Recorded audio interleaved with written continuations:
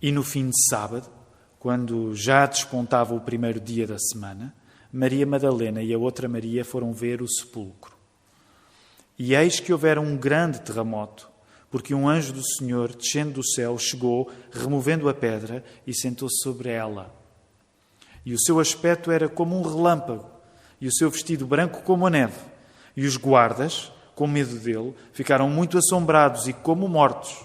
Mas o anjo, respondendo, disse às mulheres: Não tenhais medo, pois eu sei que buscais a Jesus, que foi crucificado.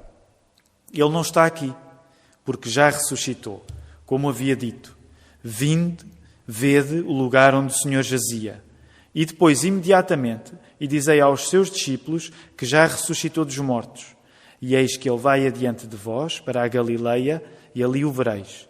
Eis que eu vos tenho dito. E saindo elas apressadamente do sepulcro, com temor e grande alegria, correram a anunciá-lo aos seus discípulos. E indo elas, eis que Jesus lhes sai ao encontro, dizendo: Eu vos saúdo. E elas, chegando, abraçaram os seus pés e o adoraram. Então Jesus disse-lhes: Não temais, ide dizer aos meus irmãos que vão à Galileia, e lá me verão. E agora vamos passar para a primeira carta de Paulo aos Coríntios, no capítulo 15, e vamos ler do verso 1 até ao verso 11. E agora é a voz do apóstolo Paulo que encontramos. Também vos notifico, irmãos, o evangelho que já vos tenho anunciado, o qual também recebestes, e no qual também permaneceis, pelo qual também sois salvos, se o retiverdes, tal como vos tenho anunciado, se não é que crestes em vão. Porque primeiramente vos entreguei o que também recebi, que Cristo morreu pelos nossos pecados, segundo as Escrituras, e que foi sepultado e que ressuscitou ao terceiro dia, segundo as Escrituras, e que foi visto por Cefas e depois pelos 12. Depois foi visto uma vez por mais de 500 irmãos, dos quais vive ainda a maior parte, mas alguns já dormem também.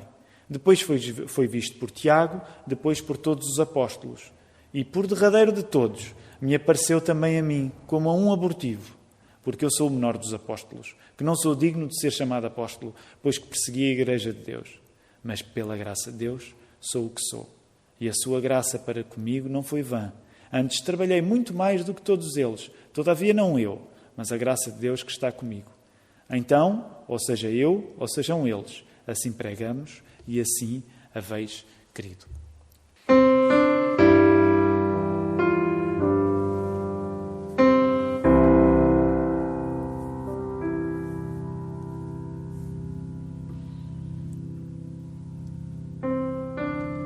O sermão de hoje chama-se Não assumir o medo é ficar nele. Não assumir o medo é ficar nele. E o meu plano é voltarmos ao texto bíblico, voltarmos a encarar a ressurreição de Jesus Cristo e entender que quando olhamos para a ressurreição de Jesus, não muda apenas a vida depois da morte, mas muda a vida antes da morte também. Por isso quero, com o Evangelho de Mateus aberto, com a primeira carta de Paulo aos Coríntios aberta também, ver que a nossa noção de existência cresce de tal maneira quando nós acreditamos na ressurreição de Jesus, que nós deixamos de viver debaixo de monopólios emocionais. O que é que eu quero dizer com monopólios emocionais? Reconhecermos o medo em nós não tem de matar a nossa alegria. Então, acredito que a palavra nos está a querer encaminhar para um lugar onde nós nos apercebemos que a ressurreição é uma coisa que não muda apenas a nossa vida depois da morte, muda a nossa vida antes da morte, e que ao mesmo tempo a ressurreição amplia a nossa vida de uma maneira tal que nós não precisamos viver debaixo de monopólios emocionais. Não precisamos de viver tendo medo do medo. Podemos, ao reconhecer o medo, viver esse mesmo medo com alegria. E por isso mesmo a mensagem chama-se Não assumir o medo é ficar nele. Como repetimos todos os domingos, nenhum pregador tem a eficácia em si para conseguir fazer aquilo que acredita que a palavra deve fazer. E por isso precisamos sempre do próprio Deus para contar a história dele. E como precisamos de Deus para contar a história de Deus, nesta hora nós vamos falar com Deus, a pedir que seja Ele mesmo a tomar conta dos acontecimentos. E é por isso que também oramos nesta hora, para que eu, como pregador, seja apenas um instrumento e não me intrometa muito, mas que possa ser usado para que o Espírito Santo fale com cada um nesta manhã. Por isso vamos orar nesta hora. Pai do céu, nós tratamos-te por Pai por causa daquilo que lembramos nesta manhã, que é a ressurreição do Teu Filho. E por causa disso, Senhor, nós estamos numa posição de falar contigo, de podermos dirigir-te a palavra, Senhor. Tratamos-te por Deus, tratamos-te por Pai, porque acreditamos que aquilo que Jesus fez ao morrer e ao ressuscitar nos abriu este caminho para sermos teus filhos. E é como filhos que nesta hora nós te queremos pedir: Pai, dirige-nos, consola-nos, alimenta-nos. E queremos te pedir em particular por aqueles que estão a ouvir esta palavra e que podem ainda não estar numa posição de te chamar de Pai.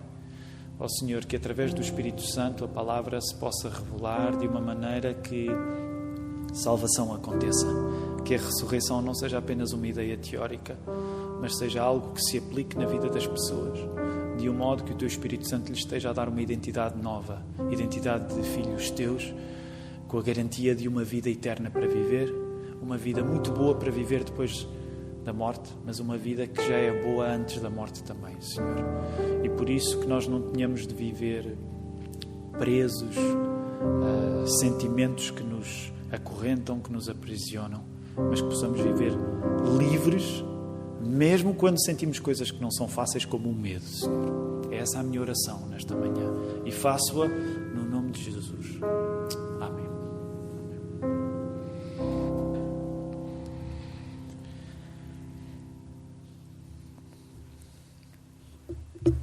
Quando na Bíblia nós lemos acerca da ressurreição do nosso Senhor Jesus Cristo, nós entendemos que ela pode provocar, entre várias coisas, pelo menos estas duas coisas a que nós nos queremos dedicar esta manhã. A ressurreição não muda apenas a nossa vida depois da morte, a ressurreição muda a nossa vida antes da morte. E a ressurreição, graças à ressurreição, nós podemos viver simultaneamente coisas que às vezes nos parecem contraditórias. Então, duas coisas. A ressurreição não muda nas pessoas que creem nela apenas a vida depois da morte, muda também a vida antes da morte. E não é difícil que a ressurreição provoque sentimentos que parecem contraditórios. E para nós podermos entender como é que a palavra nos pode encaminhar a tirarmos estas duas conclusões, nós vamos concentrar-nos nos dois exemplos que já vimos escritos no texto bíblico. A ressurreição muda a vida das mulheres que foram até ao sepulcro, Maria e Maria Madalena, e junta nestas mulheres dois sentimentos que podem parecer contraditórios, que é o sentimento de medo, o sentimento de temor, mas é o sentimento de grande alegria também. Por outro lado, na segunda personagem, neste caso terceira, porque são duas mulheres e agora um homem, o apóstolo Paulo, a ressurreição muda a vida do apóstolo Paulo e junta nele humildade, e já vamos regressar depois às palavras dele, mas também assertividade. Portanto, ao olharmos para Maria e Maria Madalena que vão ao sepulcro para ver o corpo de Jesus, a vida delas é de tal maneira transformada que elas vão juntar duas coisas que geralmente nós achamos que não andam juntas. O medo, porque viram uma coisa incrível na aparição do anjo, e uma grande alegria. Por outro lado, quando vamos à vida do apóstolo Paulo, percebemos que Paulo, quando fala naquilo que foi a sua carreira, ele consegue ser humilde, verdadeiramente humilde, mas ao mesmo tempo ser assertivo também. Por causa disso, vamos regressar a Mateus 28, capítulo 28 e verso 8. E quero só aproveitar também para vos dizer, porque aqueles que têm seguido as transmissões do nosso serviço de culto têm reconhecido a luta que é para os pregadores é que nós, quando estamos aqui a dar o sermão, podermos fazê-lo de uma maneira que seja eficaz para quem está a assistir lá em casa, ao mesmo tempo que não conseguimos evitar o facto de estarmos em igreja. Hoje somos 5 aqui, como temos sido, e, portanto, já viram o Filipe, já viram o Nando, e já não recordo quem é que fez, foi o Tiago. O Tiago também fez outra leitura. E depois, como normal, geralmente atrás da câmara está o Hugo. E eles hoje, estrategicamente, já se colocaram todos atrás da câmara para me obrigarem a olhar para ele. O que eu gostaria que vocês vissem o cenário, porque é interessante. Geralmente eles costumam estar mais próximos e eu costumo olhar para o rosto deles mais facilmente, mas eles hoje, para me fazerem a vida mais difícil, então estão todos atrás da câmara para que a minha perspectiva, o meu próprio rosto tenha de estar mais alinhado convosco aí em casa. Ainda assim, se notarem algum desvio por parte dos meus olhos, é porque eu sou meio estrábico e é porque eu estou a olhar para eles. Ok? Vamos lá, Mateus 28.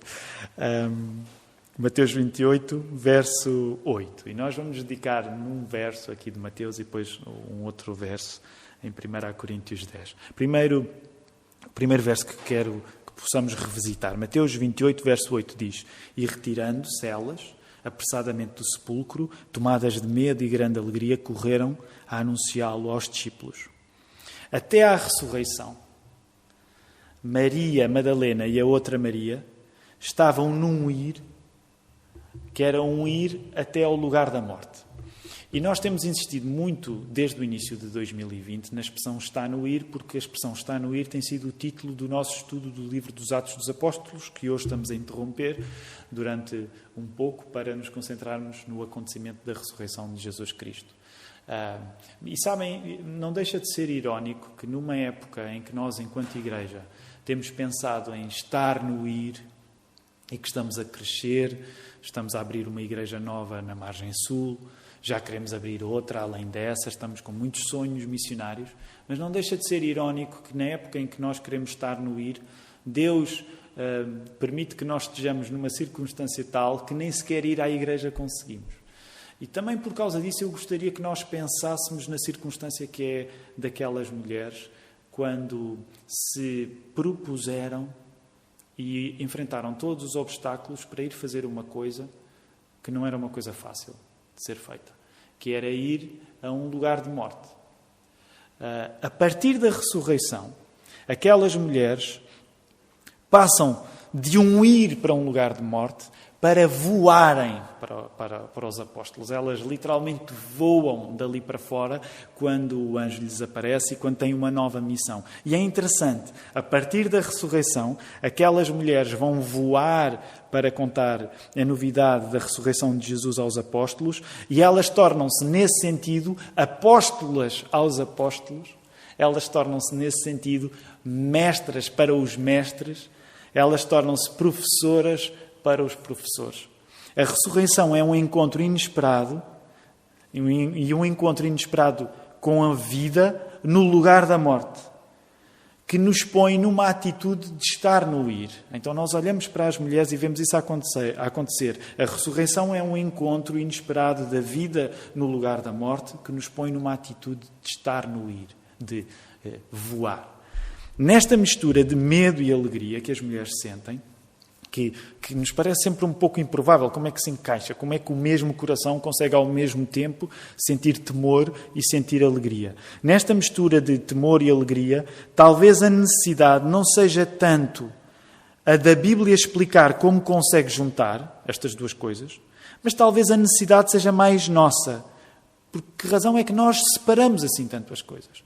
Portanto, o meu ponto é, talvez não seja tão importante a Bíblia explicar como é que é possível as mesmas pessoas sentirem medo e alegria ao mesmo tempo, mas talvez seja mais a nossa necessidade de termos de nos explicar porque é que nós achamos tão impossível que isso aconteça.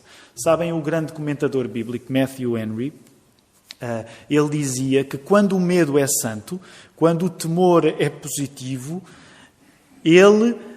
há sempre no lugar desse temor, há sempre no lugar desse medo, um serviço da alegria. Então Matthew Henry dizia isso: se tu passas pelo temor na maneira certa que o temor pode ter, se tu passas por por um sentimento de medo, vamos dizer assim, da maneira certa que o medo pode existir, então a alegria está sempre envolvida com isso. E sabem, também lá em casa, na casa da família Cavaco, um dos versos que nós decoramos no livro dos Salmos é precisamente o Salmo 2:11, que diz: servi ao Senhor com temor, alegrai-vos nele com tremor.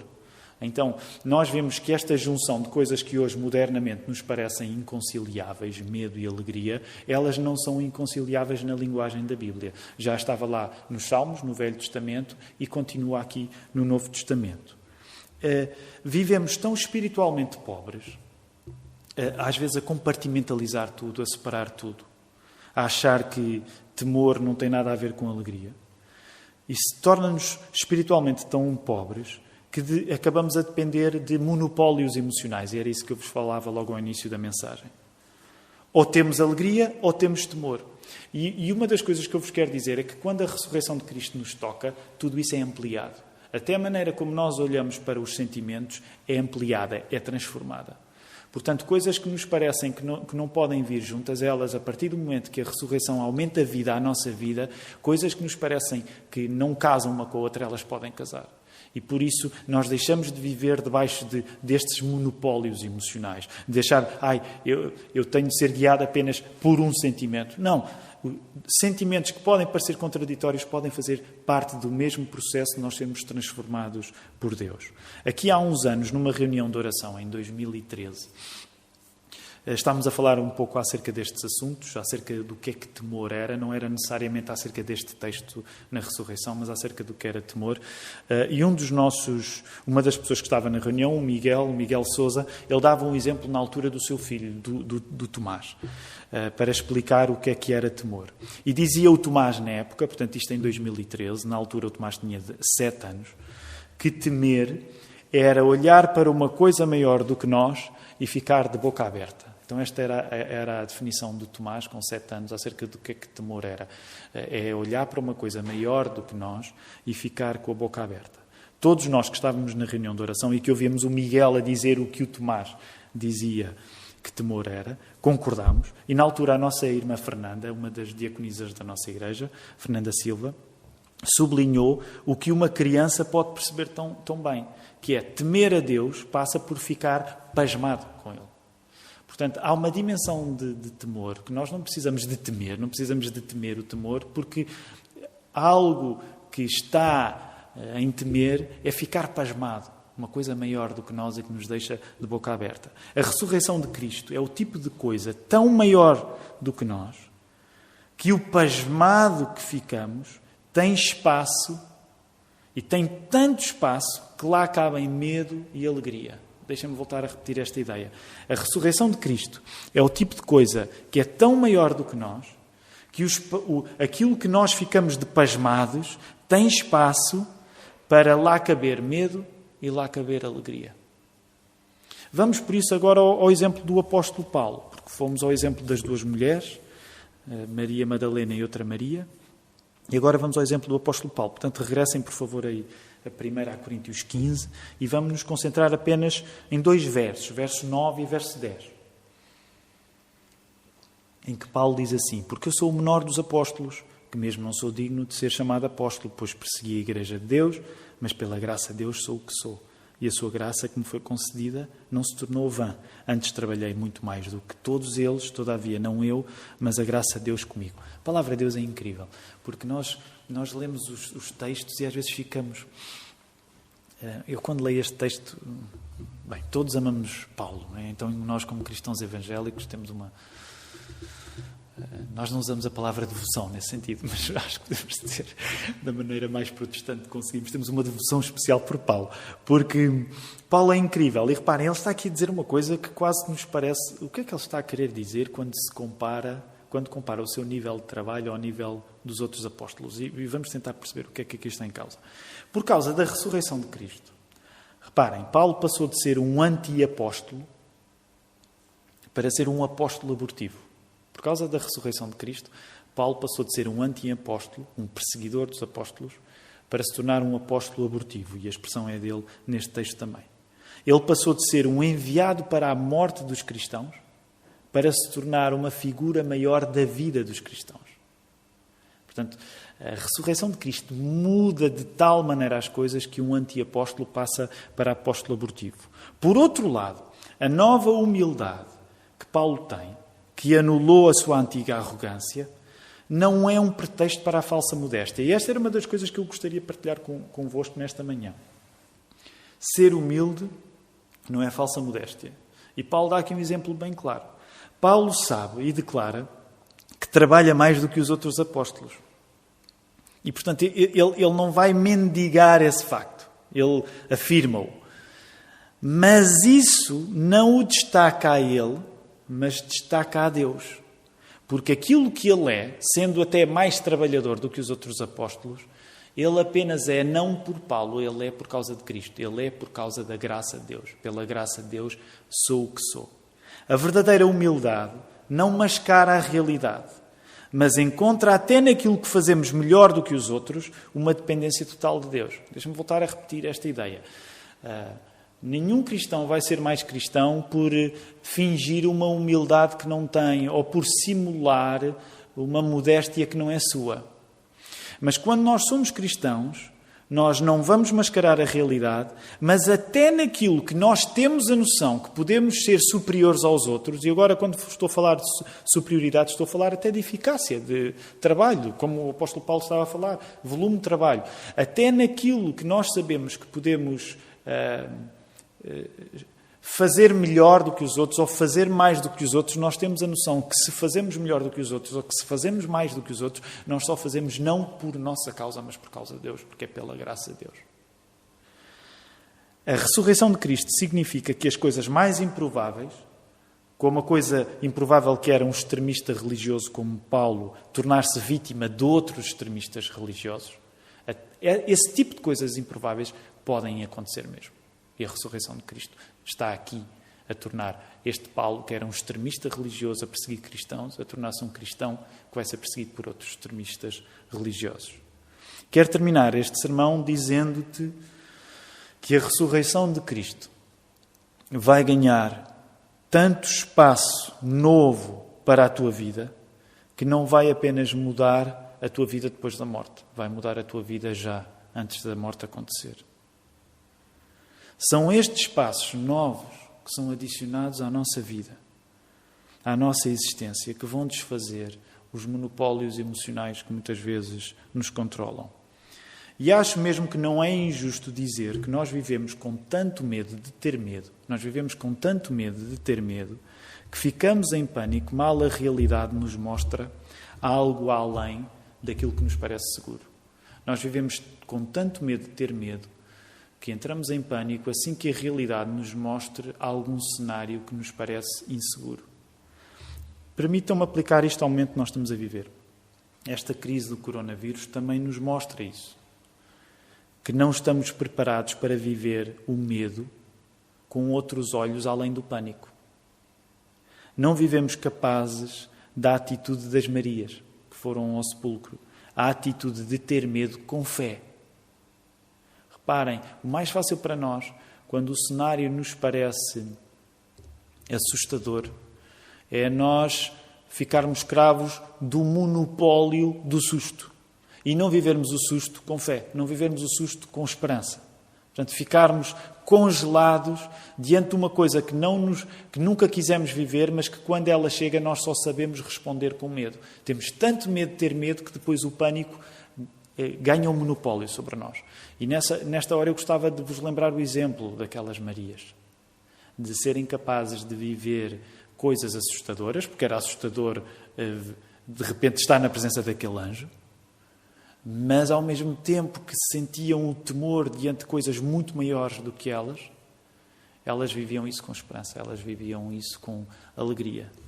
Ironicamente, com tanto medo do medo, nós vivemos uma alegria que desaparece mal as circunstâncias se desalinham. Nós vivemos com tanto medo de ter medo que a alegria desaparece mal as coisas nos parecem fugir do controlo. É porque nos obrigamos a acreditar que vai ficar tudo bem, que não aceitamos uma existência que dê outra evidência além dessa. E eu agora não quero entrar em polémicas com os grandes slogans da crise. Mas sabem que há uma maneira de responder a qualquer crise com isto de certeza que vai ficar bem, que é a continuação do medo, não é a resolução dele. É ficar no problema, não é ficar na solução. E quando nós achamos que temos de acreditar contra as evidências que tudo vai ficar sempre bem, nós não vivemos mais alegres por causa disso. Quando muito, nós vivemos mais enganados.